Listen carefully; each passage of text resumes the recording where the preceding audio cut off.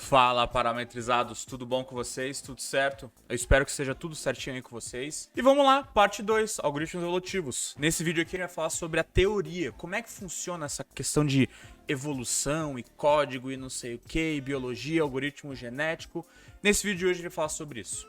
Eu vou mostrar pra vocês como que funciona, como é a lógica, e vocês vão entender de maneira bem simples, tá? Porque vocês já aprenderam isso no colégio, tá bom? Onde a questão é que agora a gente tá pegando todo esse conceito de evolução e aplicando em código para solucionar os nossos problemas. E assim, para esse vídeo aqui fazer sentido para vocês precisam assistir a parte 1, ok? Que foi lançada ontem aqui, do dia que tá saindo esse vídeo. E a gente falou sobre a introdução ao assunto. A gente viu onde que surgiu, quem é que criou essa coisa toda, quais as aplicações, para que serve e o porquê que algoritmos evolutivos eles são muito, digamos assim, úteis para o nosso dia a dia. Então, se tu não assistiu, para esse vídeo agora, acha aí a nossa parte 1 sobre algoritmos evolutivos, assiste, aí depois tu volta para esse vídeo que eu tenho certeza que vai conseguir entender esse vídeo de maneira muito simples. E o seguinte, se chegou aqui nesse vídeo, nesse canal aqui, e tu é interessado em arquitetura, engenharia, design, tecnologia e programação, tu tá no lugar certo. Eu te convido a se inscrever aqui no nosso canal, ativa também as notificações para não perder nenhum vídeo que a gente coloca aqui. Já deposita o teu like aqui no vídeo, que o like nos ajuda a crescer muito aqui na plataforma do YouTube. Qualquer dúvida que vocês tiverem sobre o assunto, vocês podem comentar aqui que a gente responde todo mundo mesmo. E além aqui do nosso YouTube, a gente tem o nosso Instagram, @parametrizado. E lá a gente posta muito conteúdo extra e é o nosso principal canal de comunicação. Então vamos lá, algoritmos evolutivos parte 2, teoria. Vamos que vamos.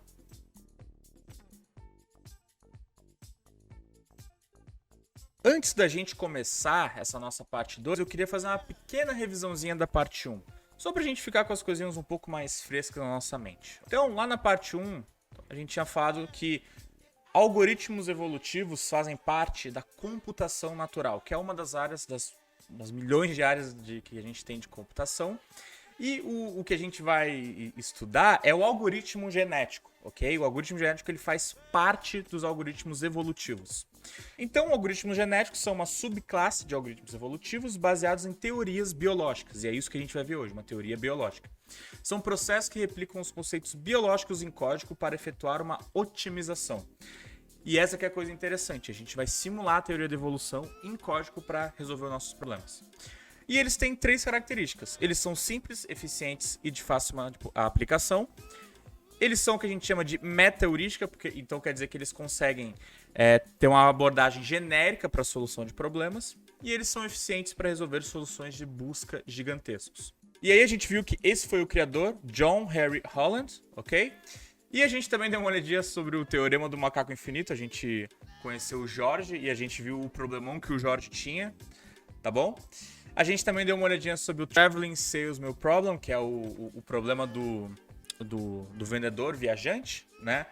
Que basicamente ele tinha que passar por várias cidades do país e ele tinha que percorrer o menor caminho possível. Então, qual que era a ordem que ele tinha que percorrer essas cidades? Lá na parte 1 a gente viu qual que era a ordem. E agora, então, na nossa parte 2, vamos para a teoria. Nesse nosso vídeo aqui, teoria, a gente vai entrar em algoritmo genético. Ele vai ser, digamos assim, o nosso algoritmo de estudo nessa nossa série de vídeos, tá bom? O algoritmo genético, ele é um método para a solução de problemas de otimização baseados na seleção natural. A gente já falando sobre Charles Darwin, teoria da evolução, então seleção natural cai bem agora quando a gente está falando sobre algoritmo genético. Então, o algoritmo genético é uma técnica de busca, ok? De busca, utilizada na ciência da computação para achar soluções aproximadas em problemas de otimização e busca, tá bom? Tem uma coisa interessante é que é o seguinte, ó. Eles usam técnicas inspiradas pela biologia evolutiva, como hereditariedade, mutação, seleção natural e recombinação, ou crossing over. Isso é muito interessante e tem um peso gigantesco essa questão de hereditariedade, mutação, quando a gente for entender a lógica desse algoritmo genético. E ali, como eu tinha falado, algoritmos genéticos são as subclasses dos algoritmos evolutivos. Isso aí a gente já tinha visto naquele nosso gráfico. Mas é o seguinte, por que teoria da evolução? Por quê? Por que a teoria da evolução? Tem tantos tipos de teorias, por que especificamente a teoria da evolução? Porque é uma teoria que a gente consegue comprovar a eficiência dela. Se a gente está vivo hoje, ok? Assim como tudo que a gente tem, todos os animais que estão vivos hoje, a gente se adaptou, né, ao ambiente e a gente sobreviveu a essa seleção natural. Então, seguinte, se a gente tá hoje aqui é porque deu certo, né? Acho que não temos muitas dúvidas a respeito disso. Quem foi o cara que pensou nisso, todo mundo já conhece. Charles Robert Darwin, ok? Ele foi um naturalista, geólogo e biólogo, e ele formulou a famosíssima e eu acho que uma das teorias que não tem como a gente provar o contrário, que é a teoria da evolução, que explica a vida e diversidade na Terra. Isso é muito legal, muito interessante mesmo, tá? E essa teoria ela foi apresentada em A Origem da Espécie. Eu tenho certeza que vocês já ouviram falar nisso, galera que, né, tava lá na escola ou chegou agora na faculdade, tá querendo aprender o assunto, isso deve estar bem fresco na mente. Mas eu tenho certeza que a maioria de vocês já aprendeu sobre isso e já sabe também sobre essas coisas. Como é que funcionou esse lance, tá? Porque qual que era o contexto? Como é que o Darwin chegou nessa teoria? Ele fez uma viagem, tá, na ilha de Galápagos. E nessa ilha existiam umas tartarugas gigantescas, tá? Que apesar das semelhanças delas, elas tinham as suas características, ou nesse caso, as diferenças delas únicas, tá? Então ele observou dois tipos. A tartaruga do tipo 1, e ela tinha as características, que eram as seguintes. Ela vivia em ambientes úmidos, ela tinha um pescoço curto e tinha um casco arredondado, ok? Esse era o tipo 1. Essa era a tartaruga de tipo 1. A de tipo 2, ela vinha em ambientes áridos, ela tinha um pescoço longo e tinha esse casco em formato de cela, ok? E a diferença das tartarugas, tá? Quando Darwin começou a analisar e foi começar a desenvolver essa teoria, ele disse que a diferença era produto da evolução, por conta do ambiente que elas viviam. Então, o que ele disse? Ele disse que a tartaruga de tipo 1, por causa daquelas características, elas vieram por quê? Porque elas viviam num ambiente úmido, elas comiam a grama no chão, por isso que elas tinham um pescoço curto, e se protegiam dos predadores. Então, por isso que ela tinha esse casco arredondado. Porque não sei se vocês já viram que as tartarugas elas têm esse casco arredondado porque é difícil de pegar elas, de alguns predadores conseguirem pegar elas até com a boca. Então, elas tinham esse casquinho arredondado para se protegerem, porque elas vão lá e se encolhem. Entendeu? E a tartaruga de tipo 2, por causa do ambiente árido delas, elas comiam arbustos. Por quê? Porque não tem mais aquela vegetação baixa, né? A tartaruga de tipo 1, ela comia aquela graminha do chão. No ambiente árido não tem tanta grama, a gente tem arbusto. E ela tinha então que projetar o pescoço dela para fora para poder comer e alcançar aqueles arbustos. Então, essas tartarugas, elas são desse jeito por causa do ambiente que elas vivem. E o seguinte, não só as tartarugas, todos na natureza, vamos botar assim, natureza, todos os tipos de seres da natureza, eles lutam pela sobrevivência, que nem essas tartarugas estavam lutando, e acontece com todo mundo, Então, vem aquela grande frase que eles dizem, que o mais forte sobrevive. Mas tem um pequeno erro nessa frase. Nem sempre, gente, é o mais forte. Na verdade, é aquele que melhor se adapta ao ambiente. Nem todos os animais mais fortes conseguem se adaptar ao ambiente, ok? Então não quer dizer que, porque ele é mais forte, não sei o que ele vai ser o melhor de todos. Não. Se a gente for entrar na questão de sobrevivência e a luta entre os animais, talvez sim. Mas ele não tá só por isso, ele tem que também se adaptar ao ambiente dele. Então, essa que é a frase correta. Sobrevive aquele que melhor se adapta ao ambiente, tá? E como é que acontece todo esse processo? Acontece com a seleção natural. Há um tempo atrás, a gente tinha dois tipos de girafas. Tá bom? A gente tinha a girafa de tipo 1, que era desse tipo aqui, e a girafa de tipo 2, que vocês podem ver que tem uma certa diferença entre elas. Uma é muito maior que a outra. Mas existiam esses dois tipos de girafas. Um certo dia, com a mudança do clima e tal, aquela vegetação mais baixa desapareceu. E aquelas girafas que eram menores, elas ficaram um pouco confusas, porque aquele arbusto que sempre estava lá e elas podiam comer deles, não existia mais. E aí, quando elas começaram a procurar por comida, elas viram que naquele ambiente só possuíam árvores e vegetação de altura. E com isso, elas não conseguiam alcançar aquela vegetação para elas se alimentarem. E por conta disso, elas acabaram sumindo daquele ambiente. Tá bom? E o que a gente sabe hoje, né? A gente conhece a girafa por ser girafa porque ela tem um pescoção. E essa, inclusive, é uma das teorias que eles falam das girafas, porque acredito que há um tempão atrás existiam essas girafas pequenas, mas por causa dessa coisa do clima e da teoria da evolução e da seleção natural, hoje a gente só tem girafa desse tamanho. E isso é uma coisa que vocês devem se lembrar da biologia, a gente tinha diversos tipos de animais, só que como o mundo mudou, o clima mudou, enfim, tudo mudou, alguns desses animais acabaram ficando extintos porque eles não conseguiam se adaptar àquele ambiente. Então aconteceu com essa girafinha com menorzinha, tá bom? Mas como é que essas aí sobreviveram? Não foi de um dia pro outro que essa coisa aconteceu. Não foi de tipo, agora não tem mais arbusto. E vocês têm que pensar que é o seguinte, essa também, essa girafinha com pescoço grande, ela não surgiu do nada. Teve um processo, ok, de adaptação desses animais para eles conseguirem se adaptarem melhor ao ambiente, ok? Como é que elas sobreviveram? Então, vamos lá, vamos falar agora sobre seleção natural. A seleção natural, ela possui 3 fatores chaves. O primeiro é a hereditariedade. Então, tem que haver um processo de transmissão de características de pais para filhos. Ok? Essa é uma das primeiras regras, digamos assim, da seleção natural. A segunda regra é que tem que ter variação. Tem que ter um meio de garantir uma variação na população. Sem a variação, esses filhos vão ser sempre idênticos aos pais. Então, quer dizer que nada de novo vai ser criado. Se a gente sempre for uma cópia exata dos nossos pais, a gente vai ser sempre a mesma coisa. Então, tem que existir uma variação, ok? Pra gente criar diferenças nessa nossa população. E por último, a gente tem que ter seleção, ok? E aí que vem essa coisa da seleção natural. Tem que ter uma oportunidade dos seres mais adaptados dominarem, procriarem e transmitirem as características de maneira mais frequente do que aqueles menos adaptados. Consegue entender o que aconteceu então? Aquelas girafinhas ali, elas que sofreram ou estiveram dentro da seleção natural. Elas dominaram melhor aquele ambiente, então elas conseguiram propagar os genes delas de maneira mais fácil. Por isso, sendo as dominantes naquele ambiente em comparação às girafinhas menores. E como é que é a lógica? Vamos agora entrar de fato na lógica de como é que funciona, tá? Beleza. Vamos fazer a seguinte situação. A gente tem a primeira população de girafas, tá? E nessa população a gente tem algumas características dela. Por exemplo, a gente tem características perna pequena, perna grande, corpo pequeno, pescoço longo e pescoço curto, tá? Dei uma simplificada, óbvio, né? Existem milhões de diferenças, mas tudo bem. E a gente consegue combinar uma dessas características, ok? Digamos, uma da perna, uma do corpo, uma do pescoço, e aí sim a gente consegue formar uma girafa, digamos assim. E aí isso acontece, ó. Para essas nossas 5 girafinhas, a gente tem uma combinação desses nossos 3 genes, tá bom? Então vamos lá, a gente tem as características e a combinação desses genes, que com eles conseguem gerar essa nossa primeira população de girafas. Depois, a gente tem que ter uma maneira de avaliar elas, ok? A gente tem que ter uma maneira de testar elas e ver como elas se comportam no ambiente. Então aqui a gente vai criar um pequeno desafio para elas, tá bom?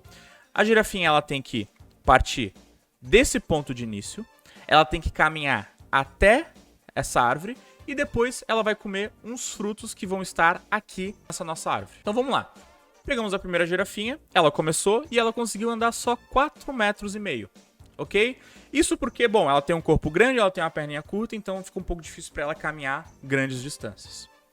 A gente pegou a girafinha 2 e ela tem uma perninha curta, mas ela tem também um corpo pequeno, então ela conseguiu ir um pouco mais além do que essa nossa girafinha anterior, tá bom? A terceira já é um pouco diferente, ó. Ela tem uma perna bem comprida, porém ela também tem um corpo bem comprido, mas aí ela tem uma cabeça também pequena.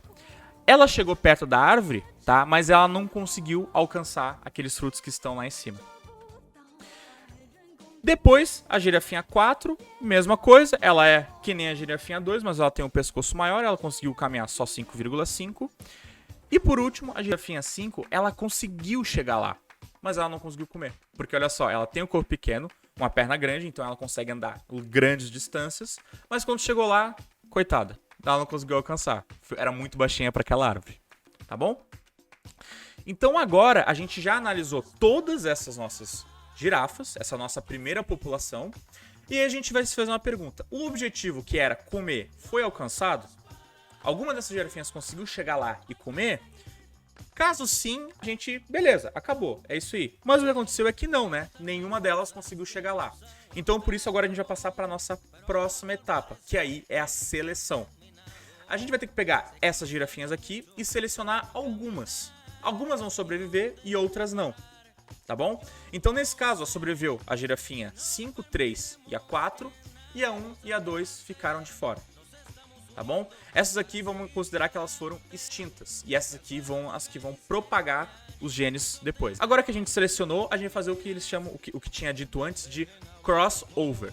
A gente vai pegar essas girafas e a gente vai trocar os genes, ok? Entre elas, tá bom? A gente vai fazer uma mistura aqui, do mesmo jeito que acontece na natureza, né? A gente vai lá, as pessoas têm relações sexuais, elas trocam genes e assim nasce um novo filho. Isso para qualquer mamífero que existe por aí. É isso que tá acontecendo, tá bom?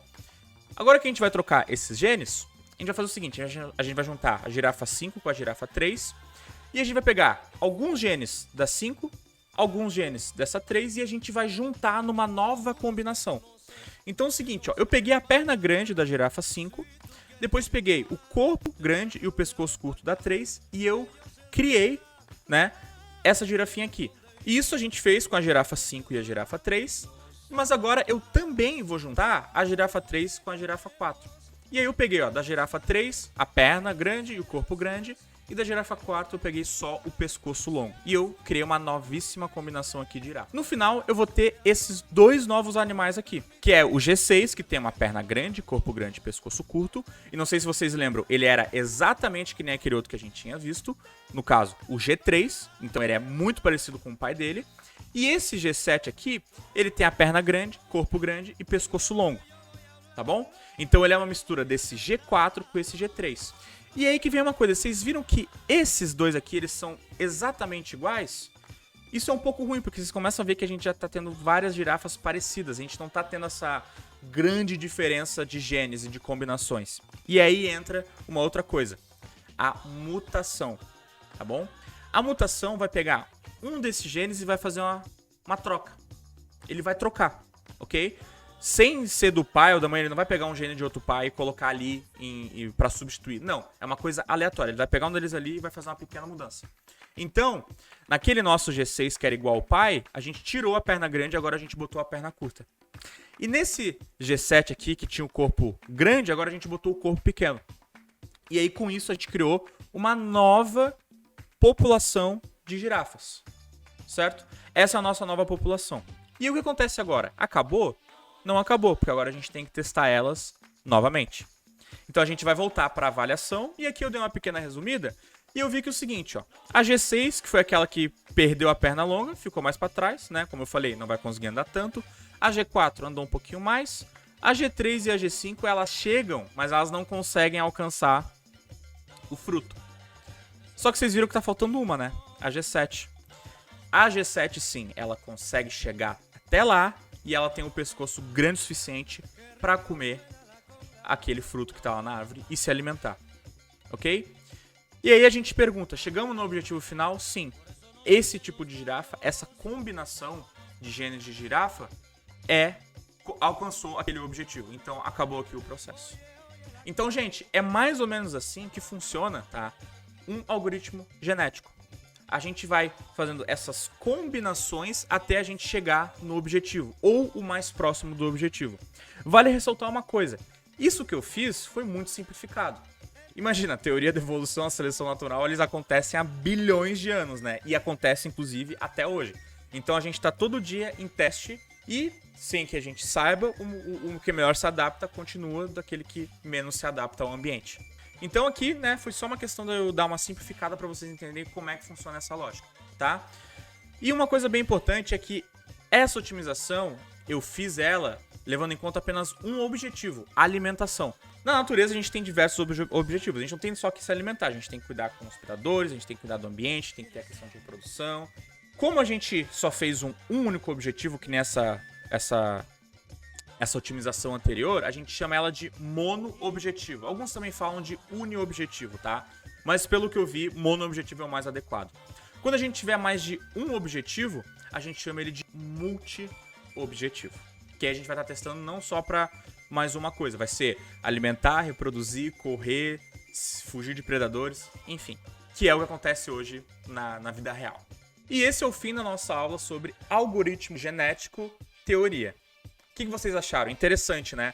É uma coisa que, novamente, a gente já tinha aprendido, mas a gente nunca tinha pensado em como colocar isso em código. E faz muito sentido.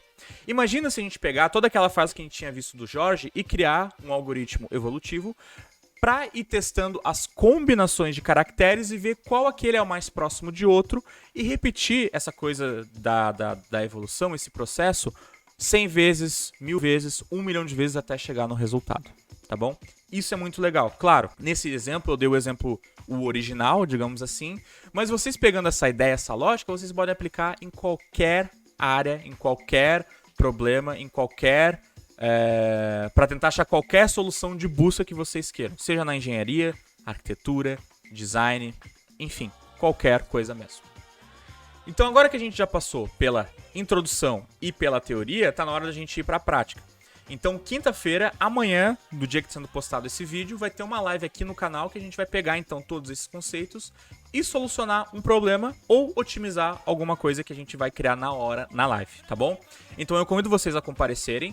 E o seguinte, já que tu tá aí, também te convido a te inscrever no canal, ativar as notificações e deixar um like também se tu gostou desse vídeo. Qualquer dúvida que vocês tiverem aqui sobre o vídeo, sobre o que eu expliquei, alguma sugestão ou até mesmo alguma correção, fica bem livre de escrever nos comentários, tá bom? Aqui a gente aceita qualquer tipo de comentário, qualquer tipo de sugestão ou até mesmo correções, tá bom? E também nos segue no Instagram, @parametrizado, que como eu falei, lá a gente tem muito conteúdo extra e também é o nosso principal meio de comunicação com vocês aí do outro lado da tela, tá bom? Então, te vejo amanhã na live e espero que tu tenha gostado. Até mais!